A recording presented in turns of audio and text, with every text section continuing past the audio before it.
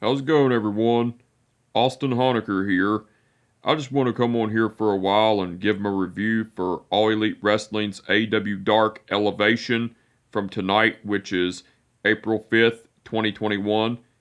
I gotta say, it was awesome from start to finish.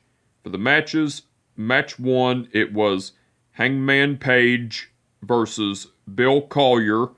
That was a great match, but the ending to it, Hangman Page went over with the buckshot lariat. Match 2, it was the Varsity Blondes, which are Brian Pillman Jr. and Griff Garrison, versus Carly Bravo and Dean Alexander. That was a great match, but the ending to it, the Varsity Blondes went over because Griff Garrison pinned Carly Bravo with the missile dropkick set out powerbomb combination from Brian Pillman Jr. and Griff Garrison. Match 3, it was Brit Baker versus Alex Gracia. That was a quick match, but the ending to it, Brit Baker went over with the lockjaw. Well, before the match, Brit Baker got on the microphone and was talking shit towards Alex Gracia and everything, and also Brit Baker offered Alex Gracia to get the first shot. Well, Brit Baker got on the ground, and referee Paul Turner, after Alex Gracia got Brit Baker in a hold, referee Paul Turner rang the bell. Brit Baker countered it, put in the lockjaw. Alex Gracia tapped out.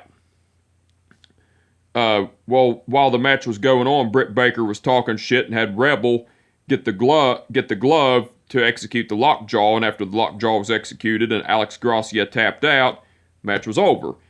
And honestly, I'm loving the heel work with Brit Baker. It's gold. I love it. Match 4, it was 10 versus Danny Limelight. That was a great match, but the ending to it, 10 went over with the full Nelson. Match 5, it was Big Swole versus Jasmine Allure. That was a great match, but the ending to it, Big Swole went over with the Clearwater Cloverleaf. Match 6, it was Michael Nakazawa versus Vari Morales. That was a great match, but the ending to it, Michael Nakazawa went over with the Tombstone. Match 7, it was Lance Archer versus Baron Black. That was a great match, but the ending to it, Lance Archer went over with the Blackout. Well, after the match, Jake the Snake Roberts got in the ring and got a microphone and was talking about how him and Lance Archer have been overlooked and how they've been interrupting Sting's time as of late, and how no one wants them there, but they're going to make time and everything. Then Jake the Snake Roberts gave Lance Archer the microphone. Lance Archer went on the microphone and was talking about how Sting inspired him as he was growing up, and talked about how Sting gets an interview every week, and Lance Archer was talking about how him and Jake the Snake Roberts were being overlooked by AEW, and talking about how it was his time now, not Sting's, and everything, which that was cool.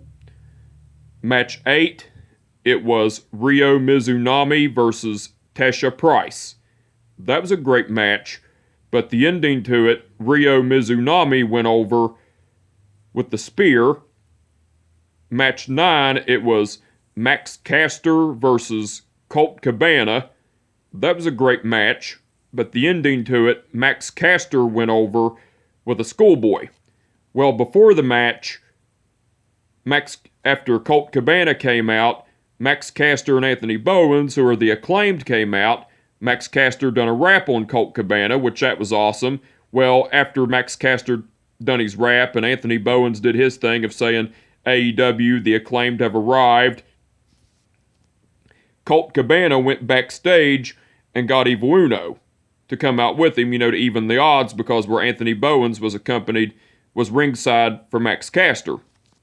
That was cool. That was cool.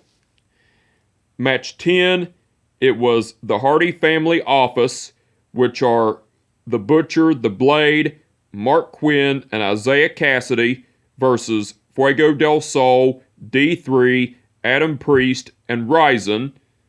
That was a great match, but the ending to it, the Hardy Family Office went over because the Blade pinned Fuego del Sol with the full death from the Butcher and the Blade. Match 11, it was Matt Hardy versus 5. That was a great match, but the ending to it, Matt Hardy went over with the Leech. Well, after the match, Matt Hardy got on the microphone and was talking about how he was going to take down the Dark Order one by one, and then also talked about how Darby Allin insulted him last week on AEW Dynamite, and got all pissed off because Darby Allin called him a sellout, and Matt Hardy also put Darby Allin on his hit list of going after the AEW TNT title and everything, which that was cool. And match 12, which was the main event, it was Ethan Page and Scorpio Sky versus the Sydal brothers, which are Matt and Mike Sydal. That was a great match, but the ending to it, Ethan Page and Scorpio Sky went over because Ethan Page pinned Mike Sydal with the Ego's Edge. But besides the matches, Dasha Gonzalez interviewed the Sydal brothers, which are Matt and Mike Sydal, and Dasha Gonzalez was asking about their match with Scorpio Sky and Ethan Page and what led them there and everything, and Mike Sydal was talking about how he got his ass whooped last week, but he's a Sydal and he don't give up. He's still standing, and he wouldn't have it any other way than being with his brother, Matt Sydal. Well, Matt Sydal was talking about how he was disappointed in Scorpio Sky, and talking about Scorpio Sky introducing him to AEW, and talked about how him and Mike Sydal were going to beat the shit out of Scorpio Sky and Ethan Page and everything, which that was cool. And Paul White interviewed John Silver, and Paul White was pretty much asking John Silver about his stardom in the wrestling business as the Beaver Boys with Alex Reynolds and everything. And John Silver was talking about how they started and how they ended up in AEW and everything. And Paul White even asked John Silver what inspiration the late great Brody Lee had on him, and John Silver was talking about how Brody Lee inspired him and the Dark Order and everything, and Paul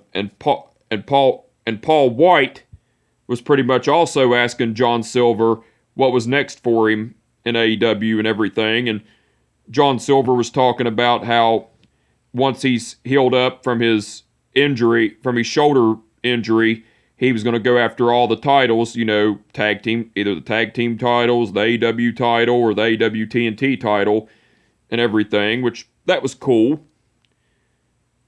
But besides all that, Tony Schiavone and Paul White done commentary throughout the whole show. They done awesome as usual. And Jake the Snake Roberts done guest commentary along with Tony Schiavone and Paul White during the match between Lance Archer versus Baron Black.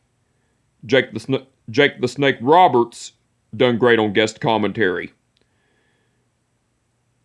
And the referees for the event were Frank Gastineau, Mike Posey, Rick Knox, Paul Turner, Bryce Remsburg, and Aubrey Edwards.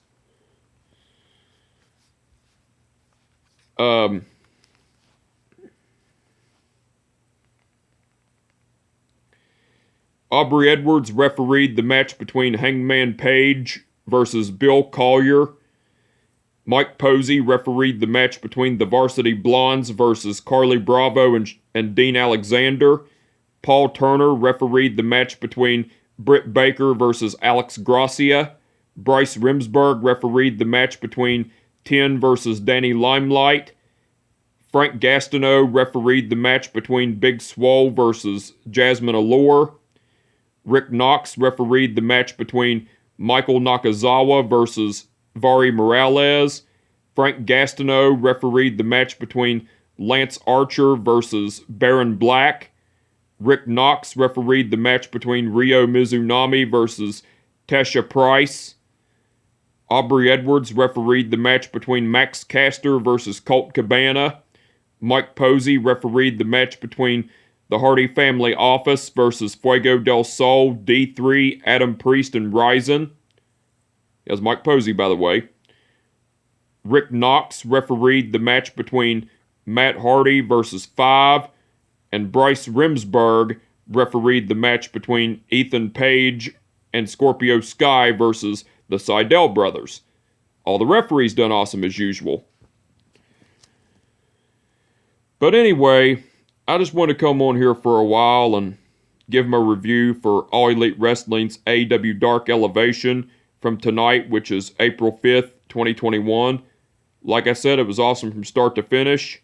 And with that being said, my name is Austin Honecker, and I will catch your ass down the road.